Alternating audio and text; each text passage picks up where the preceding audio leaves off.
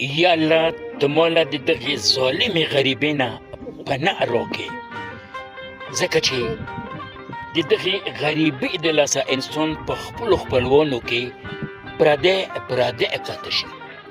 زما شیرینه وروره، یو ورځ یو مزدور ستړی د خپلې مزدورۍ نه چې کله خپل کور له راورسېده، نو څه ګوري چې خپل بچي یې د ولږې نه په کټ کې پروت دي.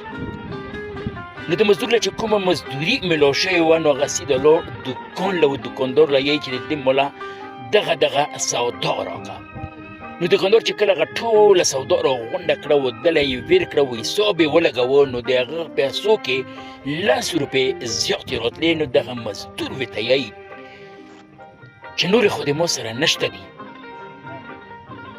نو هغه دوکاندار ورته یایي چې خیر ده د دغې 10 روپو سامان به د دې نه کم کړو. نو دغه مزدور ورته یایي چې د ما بچي د ولږې نه په کور کې پروته دي او ما خپله هم ټیکله روټۍ نه ده خوړلې. نو دغه دوکاندار دغه مزدور خپل کور له بوتله و، هغه له یې روټۍ مخکې کېښوله، هغه روټۍ وخوړه و بیا یې ورته یو پارسل کړله و بچو له یې ورته وویل چې لاړ شه و دا یوسه. نو چې کله هغه روان شو، نو د دوکاندار نه بچی پوښتنه کوي چې ابا په سودا کې 10 روپۍ کمې وې، هغه ورته تا پرې نه ښوې، د هغې د سامان کټ کړو و د 100 روپو روټۍ ته دغه له ویر کړله و بچو له یې یوړه و خپله یې وخوړه. نو هغه پلار ډېر ښکلی جواب ورکړو.